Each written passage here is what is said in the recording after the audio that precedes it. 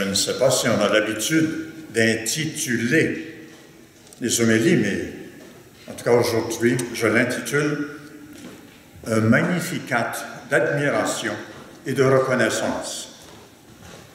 À l'occasion des 92 ans de Frère Camille, il y a presque 2 ans de cela, j'avais la chance d'arriver à l'infirmerie au repas du midi, alors que les vœux d'anniversaire chantés lui étaient offerts et que Frère Michel Gravel soulignait les traits caractéristiques de la personnalité du fêté.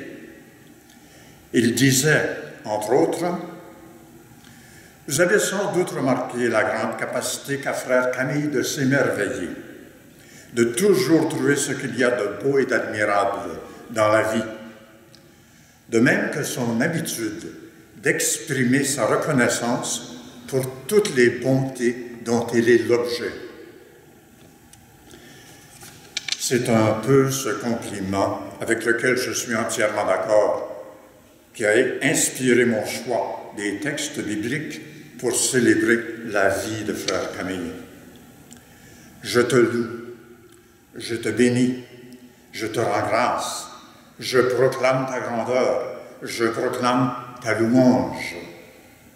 Ces mots de l'Évangile, selon diverses traductions, c'est comme chanter un magnificat d'admiration et de reconnaissance.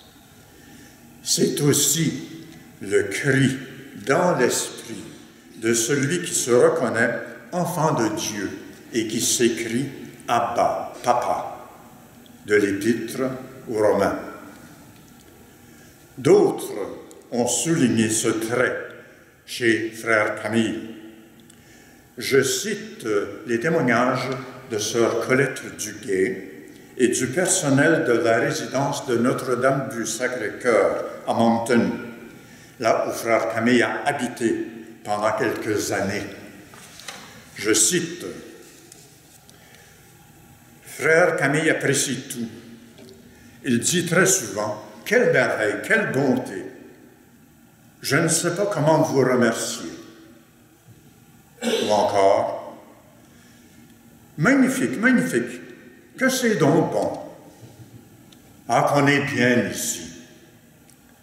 Que demander de plus? » Et puis des matins, de connivence avec la buandière, il chante « Oh, what a beautiful morning!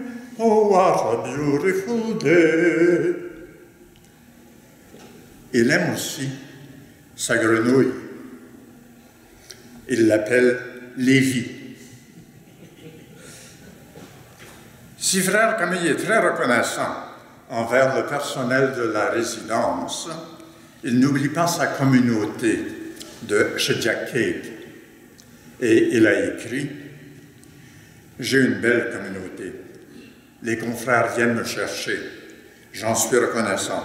Ce sont des délicatesses du bon Dieu. » Et pendant les dernières années de sa vie à l'infirmerie, Frère Camille continue à se montrer reconnaissant pour tous les services reçus de la part du personnel et reconnaît la bienveillance du Père du ciel à son égard, comme nous dit la parole de l'Évangile. Si Frère Camille a su vivre avec reconnaissance et admiration, c'est qu'il ne s'est jamais considéré sage et savant, mais bien tout petit devant Dieu, son Père. Il se considérait fils, enfant, et Dieu était pour lui Abba. Et s'il est aujourd'hui avec son Père, c'est qu'il est héritier avec le Christ, pour être avec lui dans la gloire. Le Christ, de son héritage, qui lui a révélé le Père, est symbolisé par l'icône de la divine miséricorde, qui a animé, donné vie à la spiritualité de Frère Camille dans la dernière moitié de ses longs jours. En Acadie déjà, notre confrère a été l'âme de la dévotion à la divine miséricorde transmise par la mystique Sainte Faustine. Il n'a pas vécu cette dévotion en exalté, mais comme le dit saint Paul, conduit par l'Esprit de Dieu, en Fils de Dieu.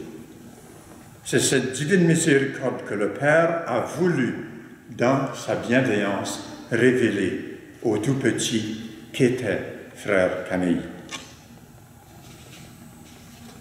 S'il a reconnu la bienveillance du Père à son égard,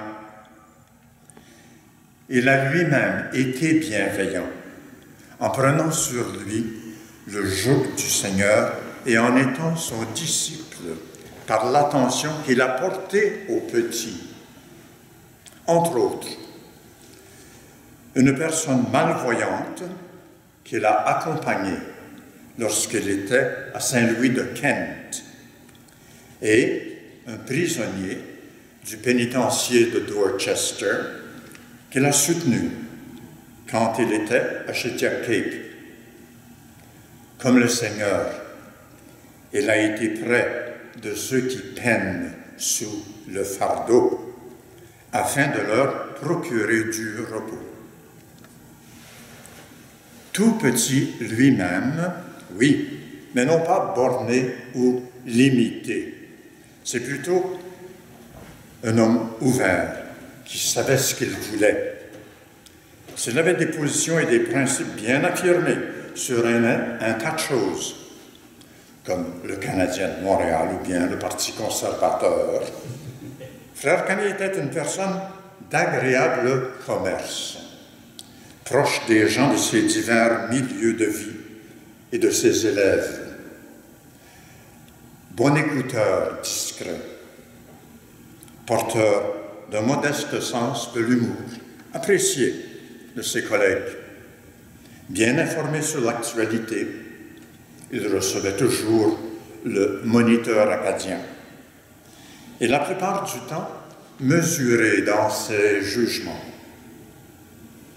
Frère Merville dira de lui, toujours aimable, souriant, priant, aimant Sainte Faustine, et me racontant les merveilles accomplies par elle, et que de bons moments passés avec lui. Thérèse Viennot ajoutera, oui, c'était un homme jovial, toujours content. Et Alvin et Hectorine Légère, amis qui ont visité Camille jusqu'à l'automne dernier, diront, il était un saint homme. Un saint homme, oui, mais qui a dû contrôler une forte sensibilité, pour ne pas dire susceptibilité, toute sa vie, source de souffrance pour lui-même surtout. Mais comme le dit saint Paul, il n'y a pas de commune mesure entre les souffrances du temps présent et la gloire qui va être révélée pour nous, gloire que Camille connaît maintenant. Et que dire de la souffrance, du confinement de ces dernières années, ces malaises physiques, lui qui a tellement aimé la nature, les vastes espaces, la forêt. Bref, la vie de frère Camille, à bien des points de vue, a été un enchantement devant le merveilleux de nombreuses expériences séduisantes. Une vie qui a été comme l'expérience de l'enfant qui crie « Abba, Père », dans l'esprit qui habite, qui atteste que nous sommes enfants de Dieu. Une vie qui a été comme l'expérience de l'année de rénovation, dont son récit commence ainsi, et je cite, « Alléluia ! Je n'ai que des louanges à la bouche et des sentiments d'une grande satisfaction au cœur pour cette 75e session. Quelle expérience! Je ne pourrai jamais assez louer le Seigneur pour tous ses bienfaits. »